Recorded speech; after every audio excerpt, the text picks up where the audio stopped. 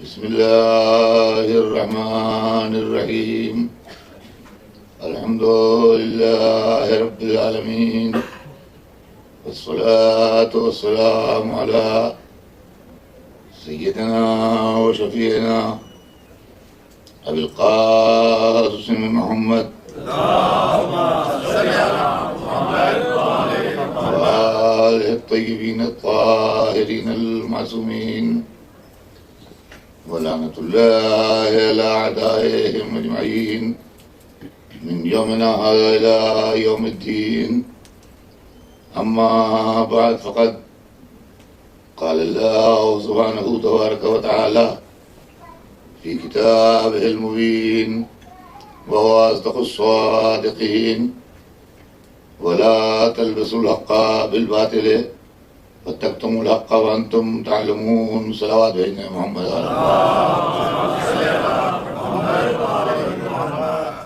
ارشاد اقدس سے جناب رب العزت ہے کہ اور حق کو باطل میں نہ ملاؤ اور حق کو نہ چھپاؤ جبکہ تم جانتے ہو.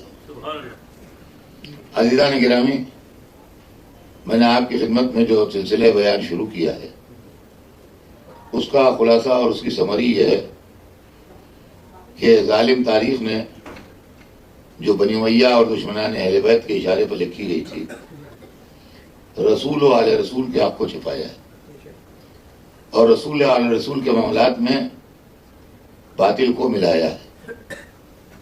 چنانچہ کل میں نے آپ کی خدمت میں یہ عرض کیا کہ رسول کے سلسلے میں لوگوں نے کیا کیا غلط بیانیاں کی اور کیا کیا عالم اسلام نے کر کے رکھا ہے جو آج تک کتابوں میں موجود ہے.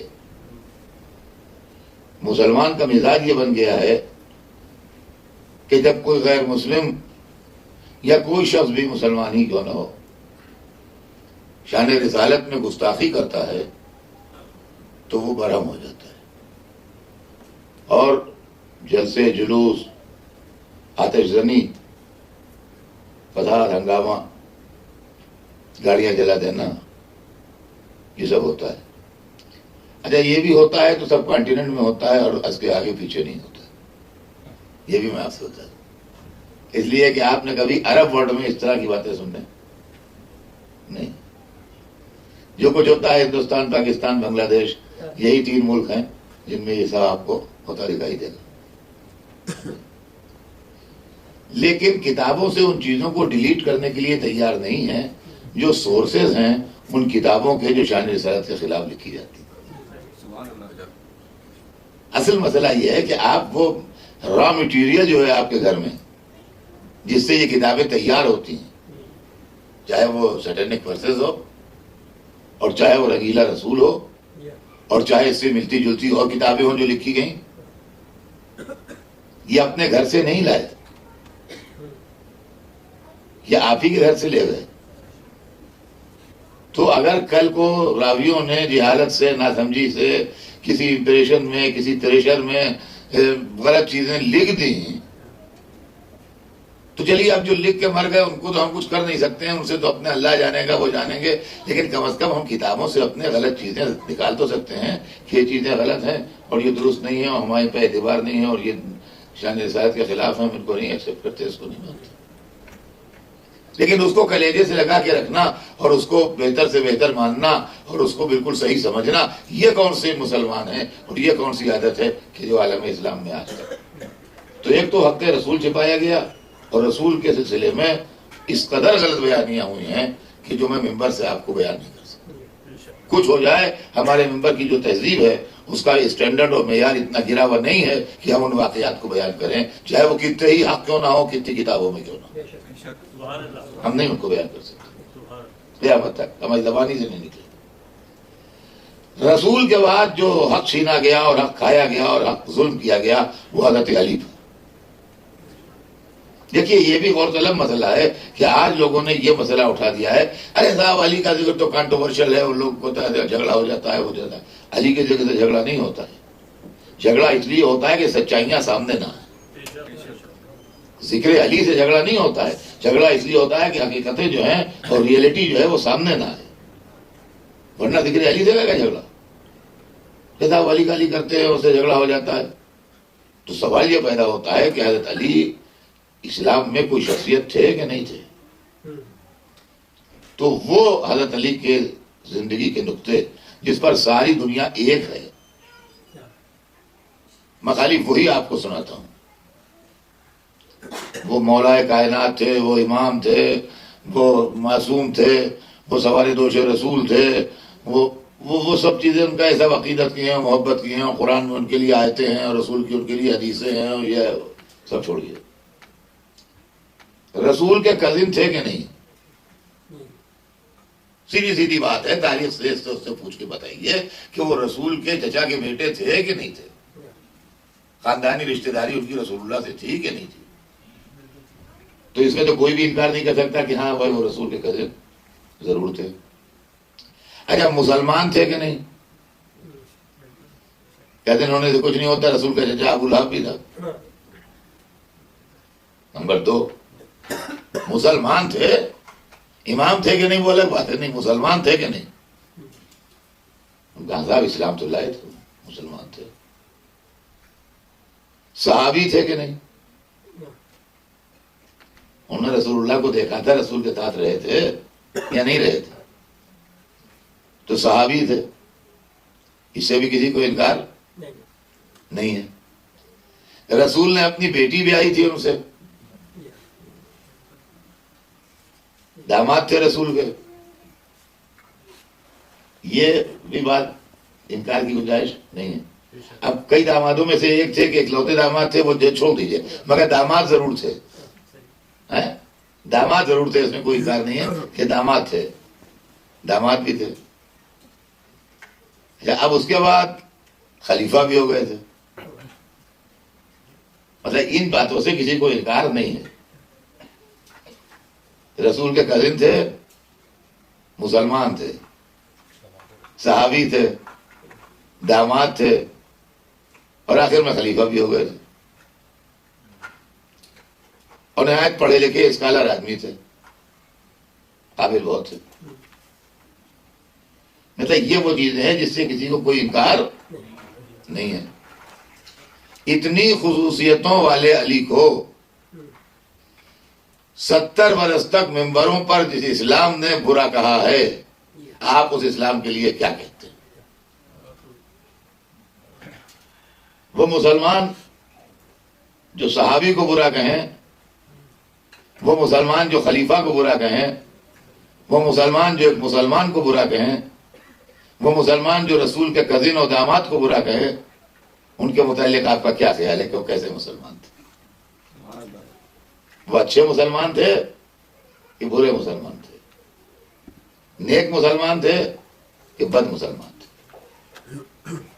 اور طلب مسئلہ ہے، یہ سوچنے کے قابل بات ہے کہ 70 برس تک 70 ایئرس 3 جنریشنز جوان ہو جاتی ہیں 70 برس میں. ہر جمعے میں، ہر اجتماع میں، ہر عید میں، ہر بقرعید میں، ہر مرتبہ جب خطیب نے خطبہ دیا ممبر والی کو برا کہا گیا. یہ ممبر خدمت اسلام کر رہے تھے کہ توہین اسلام کر رہے تھے؟ اب مجھے بتائیے کیا ہو رہا ہے؟ شان علی میں گستاخی ہو رہی تھی، اور گستاخی کر رہے تھے جمعے کی نماز کے پڑھنے والے اور جمعے کی نماز پڑھانے والا. اس لیے کہ جمعے کے خطبے میں جو امام جمعہ ہوتا ہے وہ علی کو برا کہتا تھا. امام جمعہ جو ہوتا ہے وہ سوسائٹی کا معمولی آدمی نہیں ہوتا ہے، سمجھ لیجیے بات کو. امام جمعہ جو شخص ہوتا ہے وہ مسلم سوسائٹی کا امپارٹنٹ آدمی ہوتا ہے، پڑھا لکھا آدمی ہوتا ہے، اور جمعے کے دن وہ نماز پڑھاتا ہے. بقیہ ہفتے کے جو 6 دن ہیں ان میں وہ ایسے خالی نہیں بیٹھا رہتا ہے، یا فتویٰ دیتا ہے، یا کتاب لکھتا ہے، یا تفسیر لکھتا ہے، یا کسی مدرسے میں تعلیم دیتا ہے. اسی طرح کے کام جو ہیں وہ کرتا ہے، اور جمعے کے دن آ کے نماز پڑھا دیتا ہے.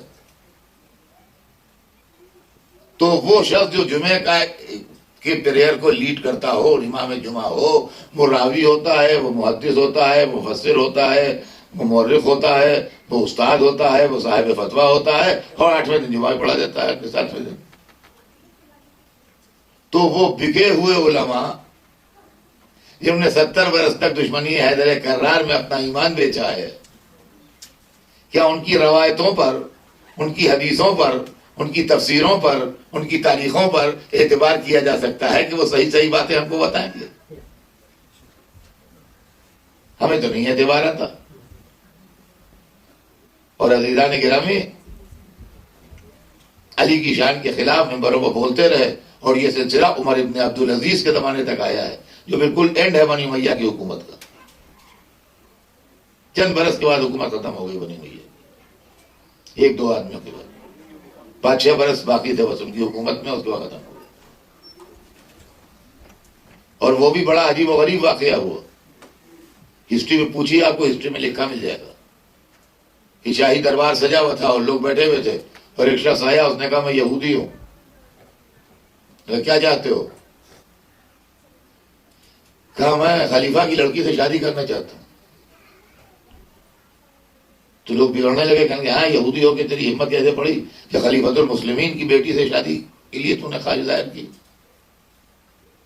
تو ان کا میں تو اپنے سیرت رسول پر چلنے کی دعوت دے رہا ہوں، تم خواہ بگڑ رہے ہو. کہا سیرت رسول سے کیا تعلق؟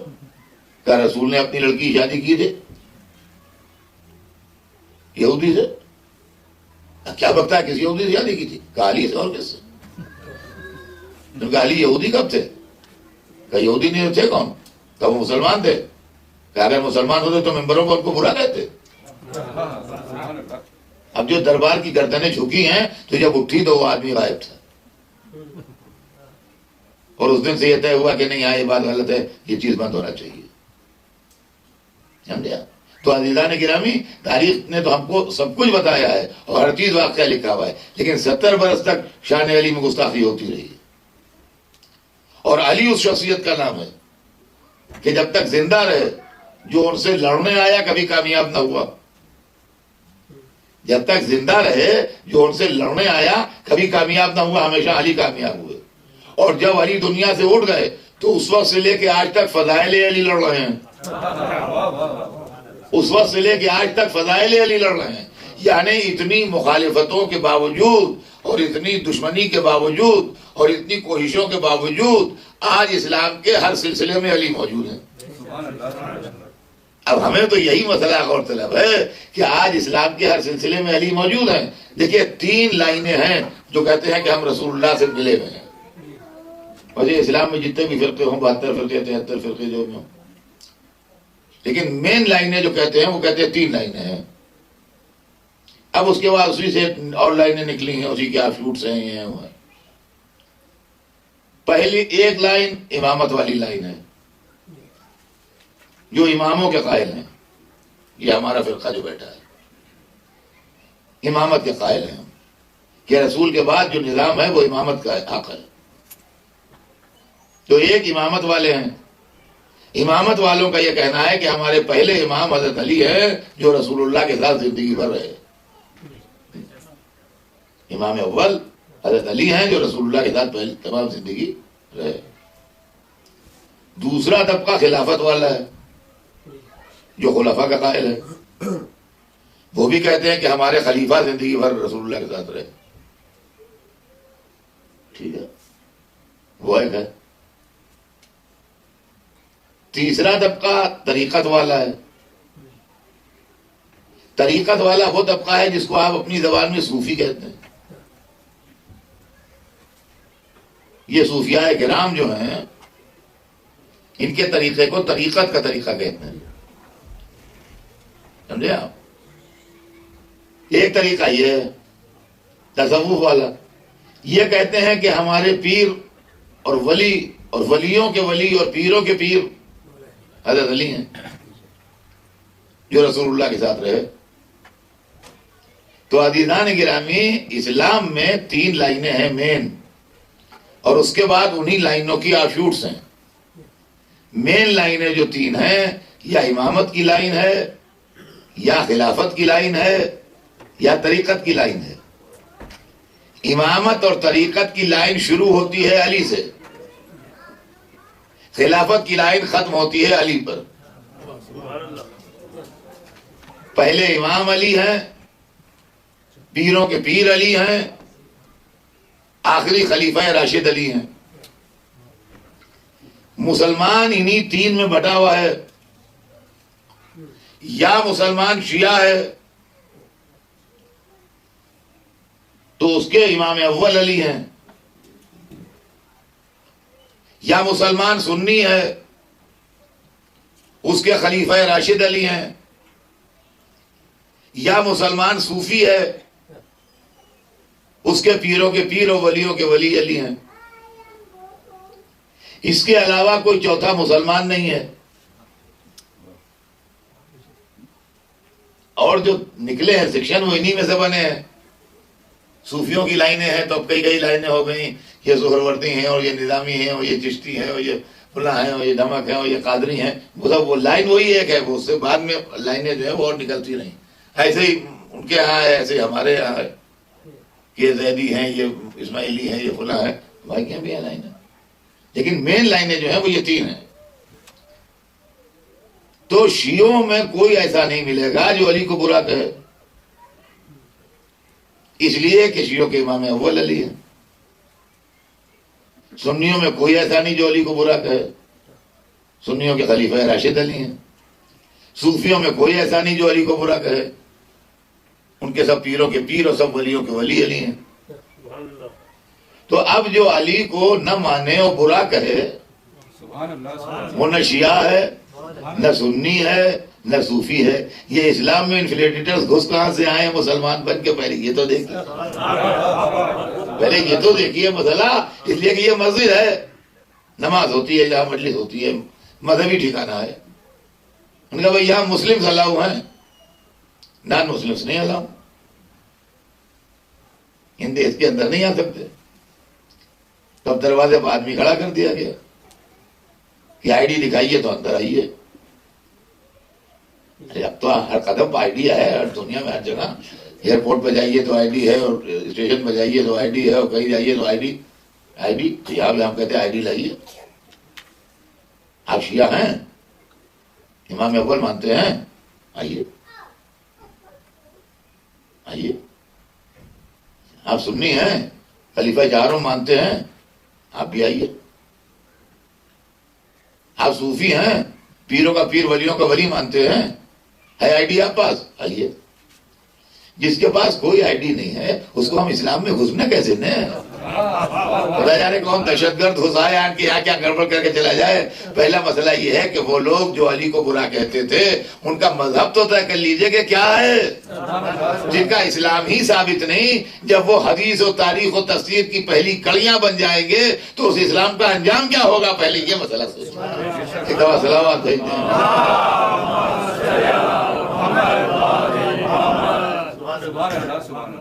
مولا علی کا مسئلہ جو ہے وہ عجیب و غریب مسئلہ ہے. اور عزیزان گرامی، اس مسئلے میں عالم اسلام نے جتنا دھوکہ دیا ہے، اور جتنا اس لیے کہ علی کو کوئی نقصان نہیں پہنچا، یہ سمجھ لیجیے. عالم آدمی کو کوئی نقصان نہیں پہنچتا ہے. ایک ڈاکٹر ہے، بہترین ڈاکٹر ہے، آپ اس سے نہ آن کے رجوع کیجیے، نہ دکھائیے اسے. ڈاکٹر کیا بگڑ جائے گا؟ مریض نہیں آئیں گے تو ڈاکٹر کو بخار تھوڑی آ جائے گا. نہیں دکھائیے، مریضوں کا نقصان ہوگا جو ایک اچھے ڈاکٹر سے محروم ہو جائیں گے. تو عزیزان گرامی، علی ایک عالم تھے، بہت بڑے اسکالر تھے. جو علی تک نہیں آیا، علی کا کیا نقصان ہوا؟ نقصان انسانیت کا ہوا، نقصان انسانیت کا ہوا کہ جو علی تک آ جاتے تو ان کو فائدے پہنچ جاتے، وہ نہیں آئے علی تک، ان کا نقصان ہوا. تو انہوں نے تو کہا تھا کہ مجھ سے پوچھ لو. اس امت کی بدنصیبی کی کوئی انتہا نہیں ہے. جس کے دروازے پر سے نہر گزر جائے میٹھے پانی کی اور وہ پیاسا بیٹھا رہے،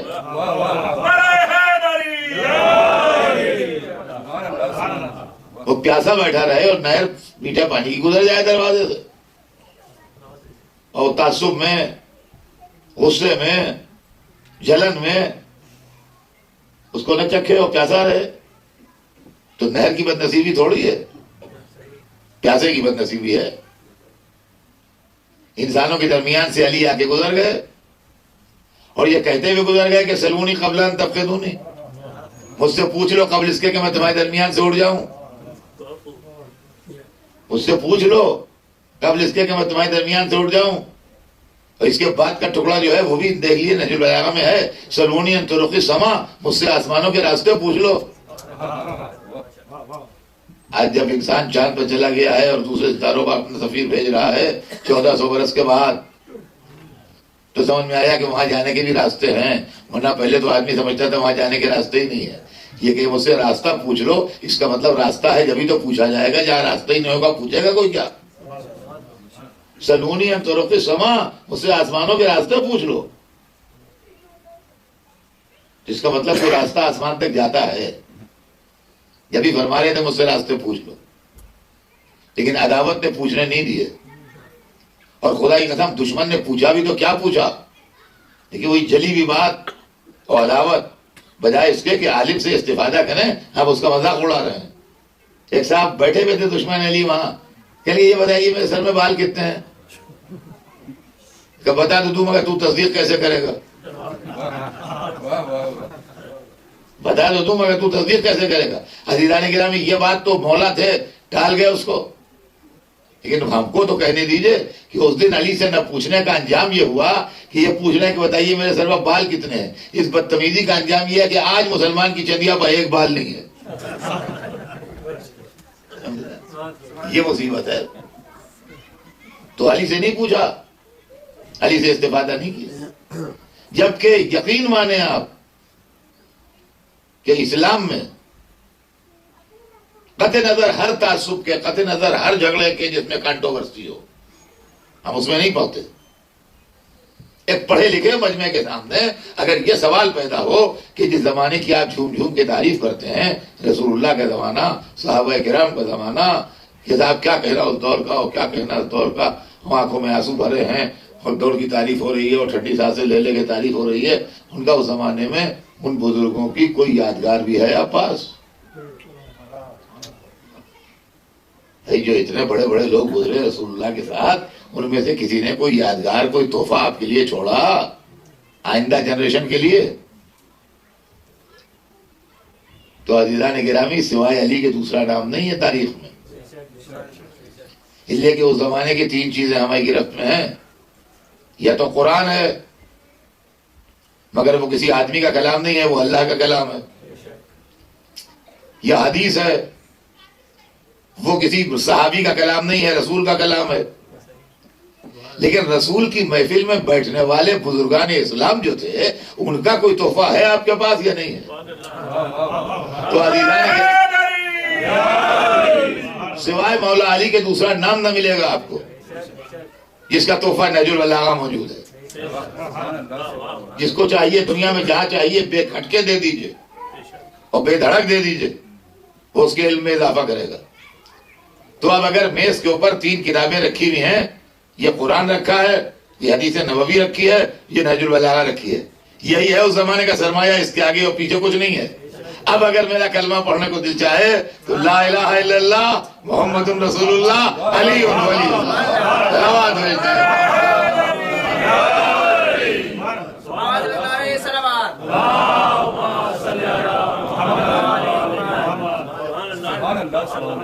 تو یہ مولا علی تھے جن سے لوگوں نے پوچھا نہیں، جو اور دوسری طرف علمی عالم یہ ہے کہ آج تک علی کے علم کے ڈنکے بج رہے ہیں، اور کوئی ایسا نہیں ہے خدا کی قسم کہ جو بدترین دشمن بھی ہو مولا علی کا، جس نے 1400 برس کے طول تاریخ میں یہ جملہ کہا ہو کہ علی کے پاس علم کچھ کم تھا۔ اچھا، ہم آپ جو ہیں وہ تو مولا علی کو وہاں کا پڑھا ہوا مانتے ہیں کہ انہوں نے اسی مدرسے میں پڑھا جس مدرسے میں رسول اللہ نے پڑھا، انہوں نے اسی مدرسے میں پڑھا جس مدرسے میں خاقان خدا نے پڑھا، اللہ نے پڑھایا انہیں۔ ہمارا معاملہ چھوڑیے آپ، ہم تو ان کو دوسرے حساب سے مانتے ہیں۔ لیکن آپ شیعہ کی حیثیت سے نہ سوچیے، ایک عام آدمی کی حیثیت سوچیے۔ دنیا میں علم بغیر پڑھے نہیں آتا، کوئی چیز بھی علم، جس چیز کا نام علم ہے وہ بغیر پڑھے نہیں آتا. اگر آپ پڑھیں گے تو آپ کو آئے گا، نہیں پڑھیں گے نہیں آئے گا. جتنا زیادہ پڑھیں گے اتنا زیادہ آئے گا، جتنا کم پڑھیں گے اتنا کم آئے گا. دنیا میں علم پڑھے بغیر، فن سیکھے بغیر نہیں آتا. حضرت علی کے علم کے ڈنکے بج رہے ہیں، ذرا غور کیجیے گا. 10 برس کے تھے جب اعلان رسالت ہو گیا. مولا علی 10 برس کے تھے جب اعلان رسالت ہوا. اس کے بعد سے ایک ہنگامہ خیز زندگی شروع ہو گئی. مخالفت ہو، یہ وہ، پتھر ہو، اینٹیں ہو، نعرے اور ہنگامے اور فضا سب ہونے لگے. 10 برس تک کے سن میں بچہ کیا پڑھ لے گا اور کتنا پڑھ لے گا؟ آپ غور کیجیے گا. دوسری بات یہ ہے کہ اگر علی کو کسی نے پڑھایا ہوتا، بھلے الف بے ہی پڑھائی ہوتی، الف بے ہی لکھنا سکھایا ہوتا، پڑھایا ہوتا، تو جب علی کے علم کے ڈنکے بجنے لگے تھے تو اس خاندان کے لوگ فخر کرتے کہ علی ہمارے گھر کے شاگرد ہیں. ہمارے بزرگوں نے ان کو پڑھنا سکھایا ہے. ہماری کیا کتاب لے کے آتے تھے چھوٹے سے میں پڑھنے کے لیے، شروع ہمارے گھر سے کیا انہوں نے پڑھنا، بعد میں اتنے بڑے ہو گئے، وہ سب ہو گئے، وہ سب ہو گئے، لیکن ابتدا ہمارے گھر سے ہوئی ہے. اور عزیزان گرامی، یہ دنیا میں ہمیشہ کا دستور ہے، آج سے نہیں ہے، یہ ہمیشہ سے. پہلے مدرسے اور کالج اور یونیورسٹیاں اس ٹائپ کی نہیں تھی جیسی آج ہے. عام طور سے رواج جو علم کا تھا وہ یہ تھا کہ لوگ اپنے گھروں پر لوگوں کو پڑھاتے تھے. جو پڑھے لکھے لوگ ہوتے تھے ان کے گھر پر لوگ جاتے تھے طالب علم، اور ان سے پڑھتے تھے، علم حاصل کرتے تھے. لیکن اگر کوئی آؤٹ اسٹینڈنگ ہو جاتا تھا تو اس کے خاندان والے فخر کرتے تھے کہ یہ ہمارے خاندان کا پڑھا ہوا تھا، ہمارے دادا سے پڑھا تھا اس کے دادا نے، ہمارے باپ سے پڑھا تھا اس کے بزرگ نے، ہمارے خاندان میں جو علماء گزرے انہوں نے پڑھایا تھا اس کو، تو یہ ایسا ہو گیا. اور آج بھی میاں دنیا کا دستور یہ ہے، جب سے کالجز بن گئے، یونیورسٹیز بن گئیں، باقاعدہ انسٹیٹیوشن بن گئے، آج بھی اگر کوئی دنیا میں نام پیدا کر لیتا ہے کسی فیلڈ میں، پولیٹیکل فیلڈ میں، بزنس کی فیلڈ میں، اسپورٹس کی فیلڈ میں، کسی فیلڈ میں آؤٹ اسٹینڈنگ اگر ہو جاتا ہے تو وہ انسٹیٹیوشن اعلان کرتا ہے کہ یہ ہمارے یہاں کا پروڈکٹ ہے. کچھ نہ صحیح تو ایک دفعہ اس کو چائے پر بلا کے اعلان کرتا ہے، اس کا ریسیپشن کر کے اعلان کرتا ہے، تاکہ معلوم ہو جائے یہ کیمبرج کا پروڈکٹ ہے، یہ آکسفورڈ کا ہے، یہ کھلا جگہ کا ہے، یہ کھلا جگہ کا ہے.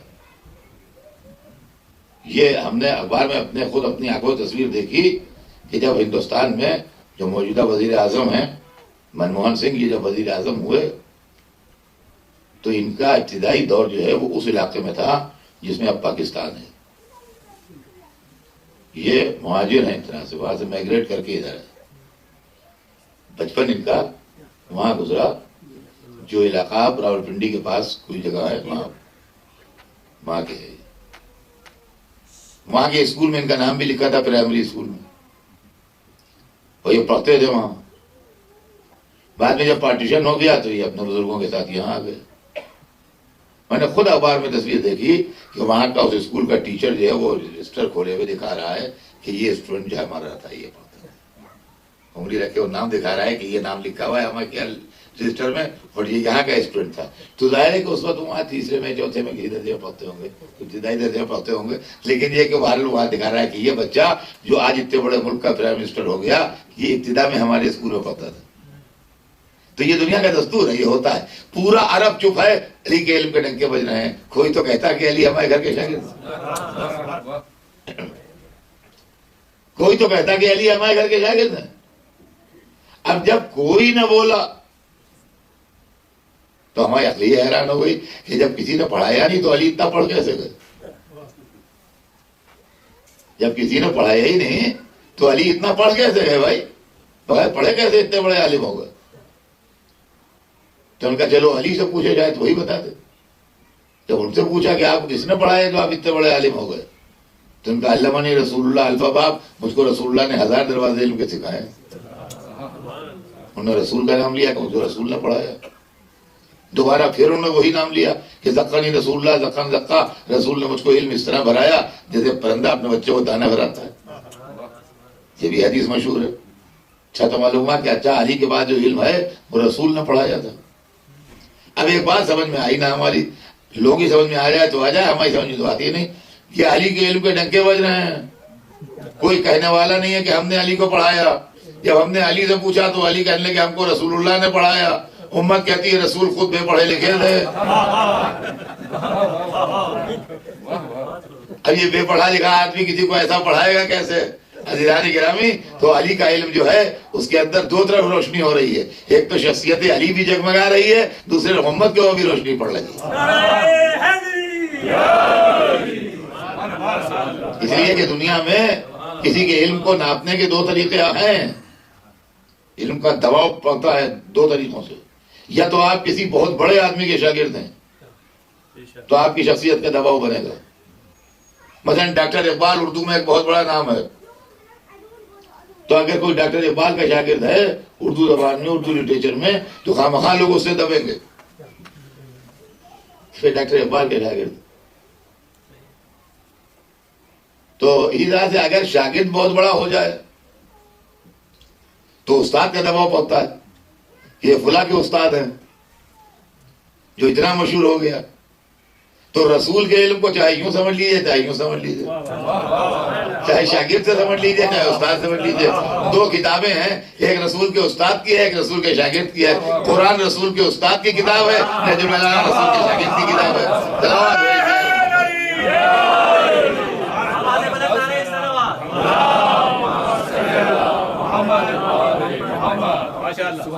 اور عزیزان گرامی، ذات علی میں خصوصیت اور بھی ہے، یہ بھی سمجھ لیجیے آپ، جو لوگ نہیں سمجھ پائے کہ علی کیا ہے. دیکھیں 3 دور ہوتے ہیں، پاسٹ، پریزنٹ، فیوچر. ماضی جو گزر گیا، پاسٹ. حال جو پریزنٹ ہے اس وقت، اور فیوچر جو آئے گا، مستقبل. جیسے زندگی میں انسان کی 3 دور ہوتے ہیں، ویسے ہی ہر انسان کے ساتھ یہ مسئلہ ہے کہ اس کے فور فادرز، اس کے آبا و اجداد، اس کے بزرگ اس کا پاسٹ ہیں. وہ خود اپنا پریزنٹ ہے، اس کی اولاد اس کا فیوچر ہے. ہر آدمی کے باپ دادا جو ہیں وہ اس کا ماضی ہیں. ہر آدمی اپنا حال خود ہے، اور ہر آدمی کی اولاد، بیٹے پوتے، یہ اس کا فیوچر.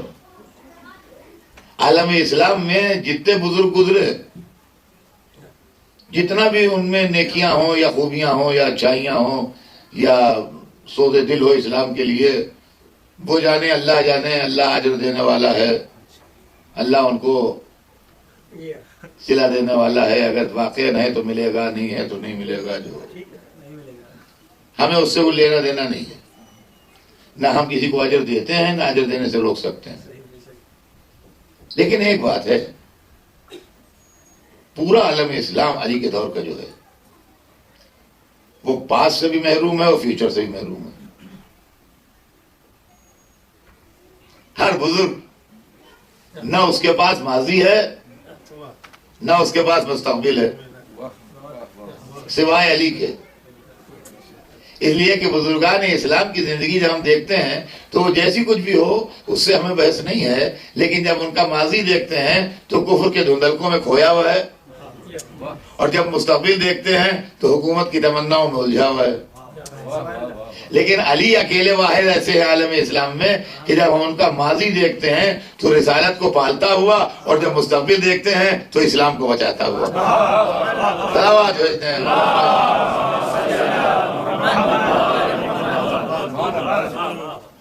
اب ان علی کے سلسلے میں جو مخالفتیں ہوئیں اور لوگوں کو تیار کیا گیا اینٹی علی حدیثیں گھڑنے کے لیے.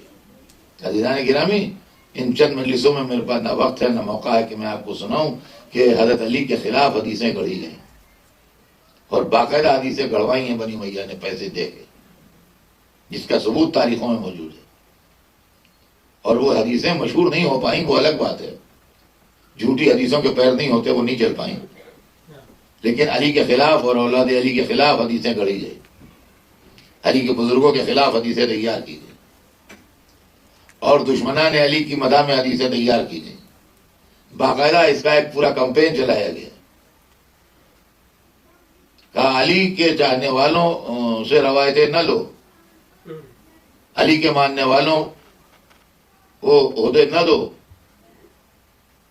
یہاں تک کہ اسلام میں جو علم رجال ہے اس کو آپ پڑھیے تو آپ کے پیروں تلے کی زمین نکل جائے گی، جس کے اندر یہ لکھا ہوا ہے کتابوں میں راویوں کے سلسلے میں کہ بڑے نیک تھے، بڑے ثقہ تھے، بڑے معتبر تھے، ان کے خلاف سماج میں کوئی برائی مشہور نہیں تھی، ان کو لوگ بہت نیکی کے ساتھ جانتے تھے، لیکن اس لیے معتبر نہیں ہیں کہ ان کے دل میں کچھ محبت علی بھی تھی.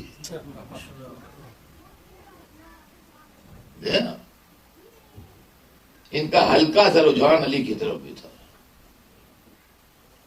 لہذا یہ ہمارے لیے معتبر نہیں. کتابیں جو لکھی گئی، عزیزان گرامی، الزام دینے والے الزام دیتے ہیں لیکن جواب نہیں سنتے ہیں. میجارٹی کے بل پر الزام دے دیتے ہیں. جی آپ بخاری کو نہیں مانتے، پوری کتاب دشمنی علی کی بنیاد پہ لکھی گئی، ہم کیا مانیں؟ اہل بیت کی دشمنی کی بنیاد کے اوپر جس کتاب کو لکھا گیا ہو اس کو ہم کیا مانیں؟ ہم نہیں مانتے، بالکل نہیں مانتے. کیوں نہیں مانتے؟ اس کی وجہ ہے اس لیے کہ بخاری ہمارے امام کو نہیں مانتا. احمد ابن اسماعیل بخاری امام جعفر صادق کو سچا نہیں مانتا، اور سے روایت نہیں لیتا، قاتلان حسین سے لیتا ہے. قاتلان حسین سے روایت لیتا ہے، ان کو معتبر سمجھتا ہے، لیکن امام جعفر صادق کو معتبر نہیں جانتا، ان سے روایت نہیں لیتا. تو جس روایت میں خون حسین ملا ہوا ہو ہم امرت سمجھ کے کیسے پی لیں؟ آپ سوچیے تو صحیح ہے. لوگ جو ہم پہ الزام لگاتے ہیں سر یہ نہیں کرتے، یہ وہ نہیں کرتے، یہ وہ نہیں کرتے، یہ وہی طاقت کے دور کے الزام ہے، طاقت کے دور کے الزام ہے. صاحب یہ کیسے کرتے ہیں آپ، وہ کیسے کرتے ہیں آپ، وہ کیسے کرتے ہیں آپ. یہ چکر کیا ہے؟ یہ چکر یہ ہے کہ کئی سو برس ہمارا مذہب یعنی مذہب اثنا عشری جو ہے یہ غیر قانونی رہا ہے. سرکار جو تھی وہ اس مذہب کو قانونی نہیں مانتی تھی، اور شیعہ ہونے کی سزا موت تھی، یعنی معمولی سزا بھی نہیں تھی، 7-6 مہینے کی قید وید نہیں تھی. شیعہ ہونے کی سزا تھی ہینگ ٹل ڈیتھ، یہ تھی شیعہ ہونے کی سزا. تو ایسے عالم میں جس پر ذرا سا بھی شبہ ہوتا تھا اس کی تحقیق ہوتی تھی. اس کو آپ یوں سمجھ لیجئے کہ آج جیسے کسی پر یہ شبہ ہو کہ یہ دہشت گرد تو نہیں ہے، یہ ٹیررسٹ تو نہیں ہے، یہ ٹیررسٹوں سے ملا ہوا تو نہیں ہے، یہ ان کا مخبر تو نہیں ہے، تو اس کے پیچھے سی آئی ڈی لگتی ہے، انویسٹیگیٹنگ ایجنسیز جو ہیں اس کے پیچھے اپنے آدمی لگاتی ہیں، اس کو پکڑا جاتا ہے اور اس سے پوچھا جاتا ہے وہ آپ کل وہاں کہاں کھڑے تھے، وہ لال گاڑی پہ آپ کہاں جا رہے تھے، ہوٹل میں جو 2 آدمی آپ کے ساتھ بیٹھے تھے وہ کون تھے، اپنا سیلولر فون دیجئے دیکھیے اس میں کس کا نمبر ہے، کیا ہے، اس کو چیک کریں. ہم سمجھیے کہ پورے شہر بھر کے پاس موبائل فون ہے، ہر ایک کا نہیں چیک کرتے، آپ میرا کیوں چیک کر رہے ہیں؟ سینکڑوں شہر میں لال گاڑیاں گھوم رہی ہیں، ہر ایک لال گاڑی کے بیٹھنے والے کو آپ کو اعتراض نہیں ہے، غریبہ کیوں ہے؟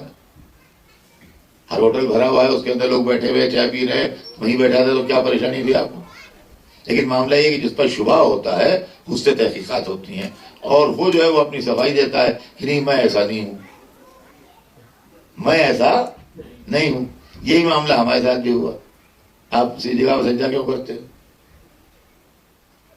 آپ ہاتھ کھول کے نماز کیوں پڑھتے ہیں؟ ارے صاحب آپ یہ دونوں شانوں اور احرام کیسے ڈال لیتے ہیں؟ ارے آپ روزہ کس وقت افطار کرتے ہیں؟ ارے یہاں بھیا اللہ خیر العمل کیوں کہتے ہیں؟ ہم صفائیاں دے رہے ہیں کہ وہ تو رسول اللہ نے بھی کہا تھا، وہ تو ایسا بھی ہوا تھا، وہ تو یوں بھی جائز ہے، وہ تو یوں بھی ہے. وہ زمانہ گزر گیا، اب چھوڑیے. لیکن وہ دور بنی امیہ تھا، وہ دور بنی عباس تھا، وہ زمانہ تھے جب شیعہ قتل کیے جاتے تھے. اب یہاں اشیاء قتل نہیں کیے جاتے، صفائیاں کب تک دیجیے گا؟ کب تک صفائیاں دیجیے گا؟ اور پوری زندگی گزر جائے گی، سوال ختم نہیں ہوں گے، ایک کے بعد ایک سوال شروع ہو جائے گا. ہم ماتم کیوں کرتے ہیں؟ اچھا تو حصہ کیوں بانٹتے ہیں؟ تو علم کیوں کھڑا کرتے ہیں؟ اچھا تابوت کیوں نکالتے ہیں؟ کیا اس کے اندر میت ہوتی ہے؟ ہمارے ایک سے ایک سوال تو ختم نہیں ہوں گے. لہذا آپ ایٹیٹیوڈ اپنا بدلیے. سمجھ میں آیا؟ اب بدلیے. اب آپ پوچھئے کہ آپ کپڑے میں سجدہ کیوں کرتے ہیں؟ یا الٹا وضو کیوں کرتے ہیں؟ ہم کب تک وہ جواب دیتے کریں گے؟ آپ جواب دیجئے. یہ آپ ایک شانہ کھول کے کیسے احرام باندھتے ہیں؟ یا بیفور ٹائم کیسے روزہ کھول لیتے ہیں؟ پوچھئے آپ. تو کہتے ہیں کہ آپ ماتم کیوں کرتے ہیں؟ آپ ماتم کیوں نہیں کرتے ہیں؟ کیا وجہ ہے؟ خریداری کیوں نہیں کرتے آپ؟ وہ ہم سے پوچھنے کا حق رکھتے ہیں کیوں کرتے ہیں، تو ہم نہیں پوچھنے کا حق رکھتے ہیں کیوں نہیں کرتے. تو عزیزان گرامی مسئلہ جو ہے وہ یہ ہے کہ وہ دور گزر گیا. یہ سب اس دور کی یادگاریں ہیں جب ہم انلیگل تھے اور ہمارے شیعہ ہونے پر ہم قتل کر دیے جاتے تھے. کہ اس زمانے کی صفائیاں ہیں. اب کچھ نہیں ہے. اب پلٹ کے پوچھیے بھائی یہ سب کیا ہو رہا ہے عالم اسلام میں؟ یہ کتابوں میں جو خرافات بھری ہوئی ہے یہ سب کیا ہے؟ یہ غلط باتیں جو لکھی گئی ہیں یہ سب کیا ہے؟ ارے ہم سے آپ پوچھتے کہ علی کے لیے قرآن میں کہاں لکھا ہے؟ آپ حضرت علی کو مانتے ہیں بتائیے قرآن میں کہاں لکھا ہے؟ آپ حضرت علی کو مانتے ہیں بتائیے قرآن میں کہاں لکھا ہے؟ ہم آپ سے پوچھتے ہیں آپ جن کو مانتے ہیں ان کے لیے دکھا دیجیے قرآن میں کہاں لکھا ہے. اگر قرآن میں لکھے ہوئے ماننے کی بات ہے تو ان کا نام بتائیے کہاں لکھا ہے قرآن میں، ہم ماننے لگے. یہ تو کوئی بات ہی نا، یہ خواہ کے لیے ایک دوست ہے. لڑکوں کو بچوں کو دوست میں لینے حضرت ماتم کہاں لکھا ہے قرآن میں؟ ارے صاحب عزاداری کہاں لکھی ہے قرآن میں؟ ارے مجلس ماتم کہاں لکھا ہے قرآن میں؟ ماتم جائز ہے کہاں لکھا ہے کہ جائز ہے؟ لکھا کیوں نہیں؟ سب کچھ لکھا ہے. آپ نے نہیں جانے کس سے پوچھا ہوگا جو اس نے کہہ دیا وہ نہیں لکھا ہے. ہم سے آگے پوچھیے، ہم بتاتے ہیں کہ لکھا ہے. ارے ہم بتاتے ہیں کہ لکھا ہے، آپ کہتے نہیں لکھا ہے. ہم آپ کا قرآن لے آؤں گا دکھانا پڑے گا. میں نے کہاں دکھا دوں گا؟ تو لے آئے قرآن. میں نے کہا نکالیے وہ سورہ ڈھونڈ کے جس میں لکھا ہوا ہے کہ مغرب کی نماز 3 رکعت ہے اور ظہر کی 4 رکعت ہے اور صبح کی 2 رکعت ہے اور سگریٹ پینے سے روزہ ٹوٹ جاتا ہے اور حج میں پہلے عمرہ ہوتا ہے اس کے بعد حج ہوتا ہے. جب جس میں لکھا ہے اسی کے آگے عزاداری لکھی ہے،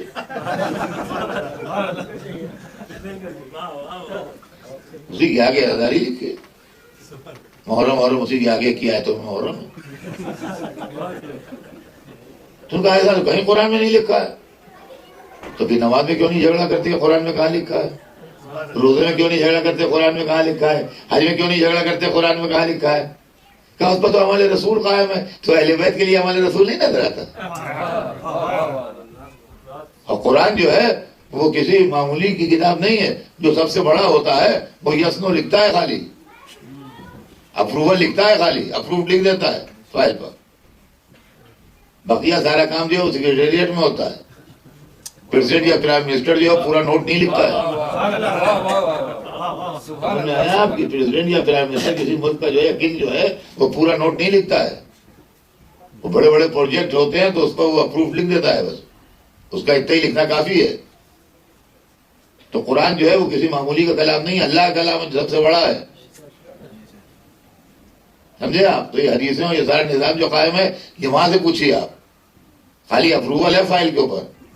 نماز کی اتنی موٹی فائل ہے اللہ کے یہاں. نماز پنجگانہ ہے اور نماز بشرت ہے اور نماز عیدین ہے اور نماز جمعہ ہے اور نماز آیات ہے اور کتنی نماز واجب ہے اور کتنی نماز مستحب ہے اور نماز شب ہے اور نماز طواف ہے. سمجھے آپ؟ بہت سی نمازیں ہیں. ابھی مسافر کی نماز الگ ہے اور مقامی آدمی کی نماز الگ ہے. سب چیزیں ہیں نماز میں. شکیات نماز ہیں اور فلاں ہے. نمک لباس اس کا کیسا ہو، جگہ کیسی ہو، فلاں رخ کدھر ہو، سینکڑا مسائل ہیں اس کے اندر سب. لیکن فائل کے اوپر اپروول اللہ کیسے بھی ایک جملے میں اقیم الصلاۃ، نماز قائم کرو. کہ آگے نماز کی ڈیٹیلز کچھ نہیں لکھے میں کہ نماز جمعہ کیسے پڑھو، نماز پنجگانہ کیسے پڑھو، رکعت کیسے ہوتی ہے، یہ سب کچھ نہیں لکھا ہے. تشہد کہاں پڑھو، کس میں نہ پڑھو، کیا پڑھو، سلام کدھر پڑھو کدھر نہ پڑھو، یہ سب حدیثوں سے معلوم ہوتا ہے، نماز اس سے نہیں معلوم ہوتا قرآن۔ روزے کی بھی اتنی موٹی فائل ہے، مسافر کے لیے کیا ہے، اور بیمار کے لیے کیا ہے، اور کس وقت سے شروع ہوگا اور کس وقت ختم ہوگا، اور کیا ہوگا اور کیا ہوگا، اور جان کے توڑ ڈالے تو کیا حکم ہے، اور بھولے تو کچھ کھا پی لے تو کیا حکم ہے۔ ارے یہاں سے وہاں تک مسائل کا انبار لگا ہوا ہے، لیکن اس کے اوپر فائل پر اپروول اللہ کا صرف ایک جملے میں ہے، کتب علیکم الصیام، تم پر روزے لکھ دیے گئے۔ اب باقی ڈیٹیل آپ کو معلوم ہوتی رہے گی حدیثوں سے۔ حج میں بھی ایسا ہی معاملہ ہے، احرام باندھیے اور میقات سے باندھیے اور تلبیہ کہیے اور پہلے عمرہ کیجیے اور اس کے بعد پھر حج کیجیے اور پھر مینا جائیے اور پھر عرفات جائیے اور پھر کہاں جائیے اور عرفات جائیے یا مینا جائیے اور پھر دان کو ماریے اور قربانی کیجیے اور سر منڈائیے اور طواف کیجیے، اور کیا کیا کیا کیا نہیں ہے حج کے اندر۔ لیکن ایک لائن ہے، للہ لنا سے حج البیت من استطاع الیہ سبیلا، اللہ کی طرف سے حج بیت اللہ فرض کر دیا گیا جن میں استطاعت ہے، جو جا سکتے ہیں، جن کے پاس اتنی حیثیت ہے کہ جائیں یا اتنی طاقت ہے کہ جائیں، ان پر اللہ کی طرف سے حج فرض کر دیا گیا بس۔ اب اس کی آگے ڈیٹیل جو ہے وہ حدیثوں سے ملیں گی، عمل رسول سے ملیں گے، عمل اہل بیت سے ملیں گے۔ ایسی بھیا عزاداری کی بھی فائل ہے، مجلس ہے، ماتم ہے، عزاداری ہے، حصہ ہے، گریا ہے، بکا ہے، سبیلیں ہیں، نظر ہے، نیاز ہے، علم ہے، تعزیے ہیں، تابوت ہیں، گہوارہ ہے، سب چیزیں ہیں۔ یہ سب چیزیں جو ہیں، رونا ہے، آنسو ہیں، سمجھے آپ، یہ ساری چیزیں فائل پر اپروول ہے۔ قل لا اسألکم علیہ اجرا الا المودۃ فی القربى۔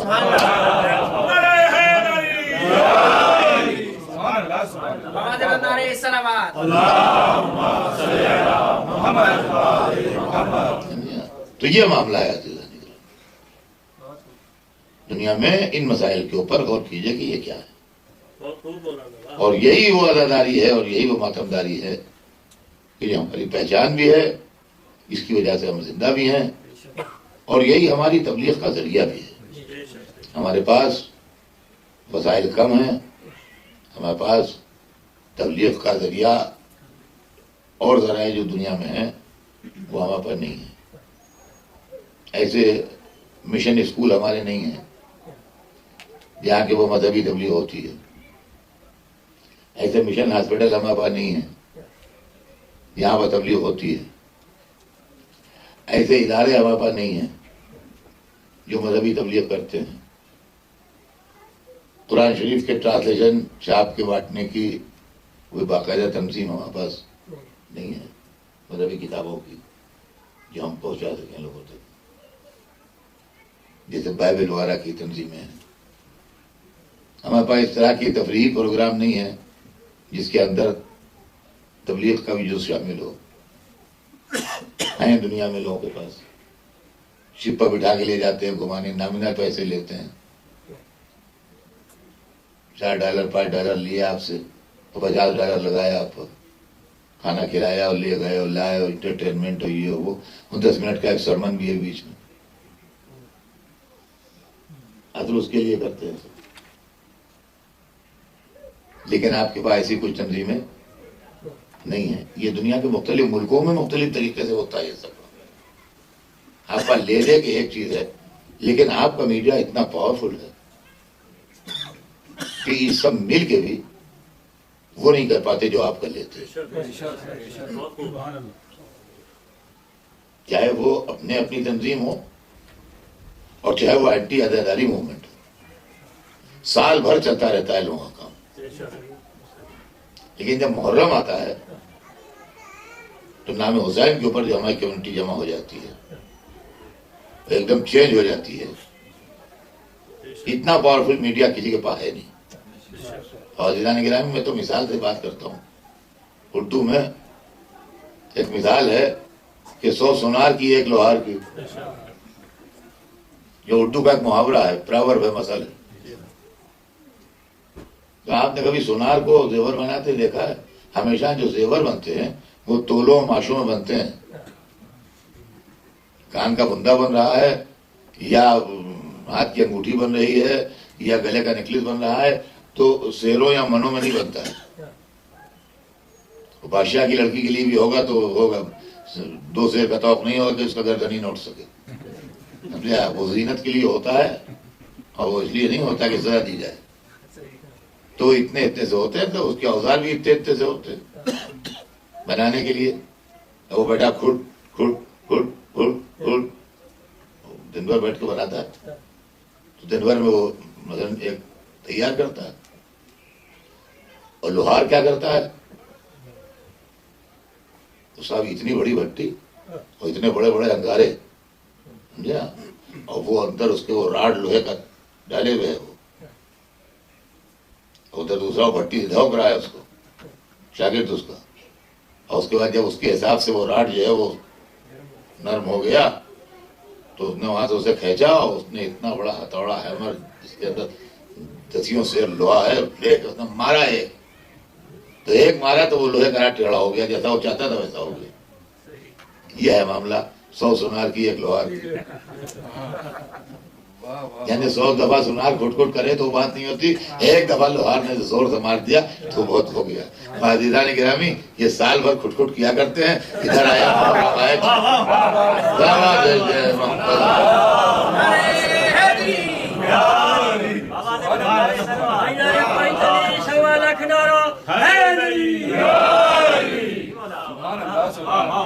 تو یہ ہے میاں, اور کیا عرض کروں آپ سے. اب انشاءاللہ کل زندگی رہی تو آپ کو سناؤں گا کہ جناب سیدہ کا حق چھینا گیا اور عالم اسلام نے اس کے اندر جو مجرمانہ غفلت برتی وہ کل آپ کی خدمت میں عرض کروں. آج تو صرف اتنا ہے, یہی حسین کا نام ہے کہ جو ہم کو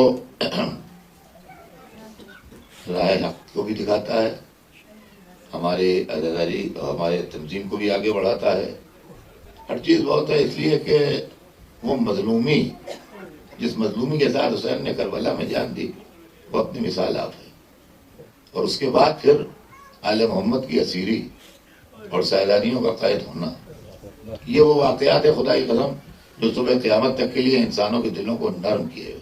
کبھی کبھی لوگ سوچتے ہیں کہ امام نے فوج کیوں نہیں جمع کر لی, امام نے لشکر کیوں. ارے وہ امام تو پہلی بات تو یہ کہ آپ زیادہ بہتر سمجھتے ہیں کہ وہ زیادہ بہتر سمجھتے تھے. دوسری بات جو ہے وہ یہ ہے کہ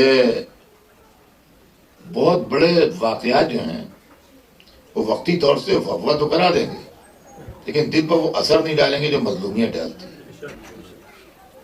آج عالم اسلام میں جو واقعات ہیں اس کے اندر جو مظلومیت ہے اور جو قربانی ہے, عزیزان گرامی یہ قربانی بڑے غضب کی چیز ہے. ان بے کسوں کی قربانی, ان مظلوموں کی قربانی.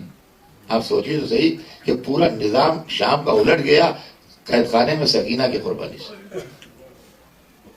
ایک چھوٹی سی بچی, یتیم بچی, دیکھیے جس گھر سے یتیموں کی پرورش کا چلن چلا ہو, رسول اللہ ساری زندگی میں جو کچھ بھی خدمات فرماتے تھے اس کے ساتھ ساتھ تاریخ میں لکھا ہے کہ ایک یتیم خانہ بھی چلاتے تھے اور ایک یتیم بچہ بہت ستاتا تھا رسول اللہ کو. وہ مر گیا تو لوگوں نے کہا کہ آپ کو اس سے نجات ملی تو آپ روئے. ہم نے کہا نہیں, میرے اجر میں اضافہ ہوتا تھا اس کی وجہ سے. مولا علی یتیموں میں شہد بانٹ رہے ہیں, بچے ضد کر رہے ہیں, ان کو بھی دے رہے ہیں, اور جب بچے چلے گئے تو سر جھکائے بیٹھے ہوئے ہیں. بہت دیر تک سر جھکائے بیٹھے رہے. جب کسی نے کہا امیر المومنین کس فکر میں بیٹھے ہیں, تو ایک دفعہ سر اٹھایا, چشم مبارک سے آنسو ٹپک کے نیچے گرے اور فرمایا کہ دیکھو اس بچے کو سامنے اپنے بچے کو پیار نہ کرنا جس کا باپ مر گیا. عزیزان گرامی, جس نے دنیا کو یہ تعلیم دی ہو کہ اس بچے کے سامنے اپنے بچے کو پیار نہ کرنا جس کا باپ مر گیا ہو, اس لیے کہ اس کے دل میں درد یتیمی تازہ ہو جائے گا. کیا اس کے گھر کے بچے اس لائق تھے کہ تماچے کھائیں, یتیمی کے عالم میں مصیبتیں جھیلیں؟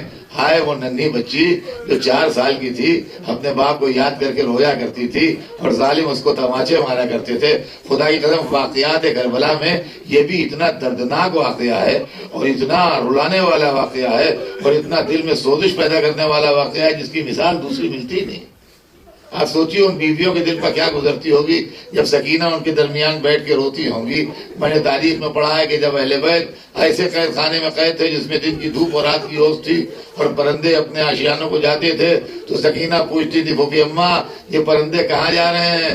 کہا بیٹا یہ اپنے آشیانوں کو جا رہے ہیں. تو کہتی نہیں پھوپھی اماں ہم بھی کبھی مدینے جائیں گے. میں سوچتا ہوں کہ جب بیویاں پلٹ کے مدینے آئی ہوں گی تو زینب کو اس جملے نے بہت رلایا ہوگا. سیدانیوں نے کہا ہوگا بی بی سکینہ ہم مدینے پلٹ کے آ گئے, سب آ گئے مگر تم شام کے قید خانے میں رہ گئی, تمہیں شام سے آنا نصیب.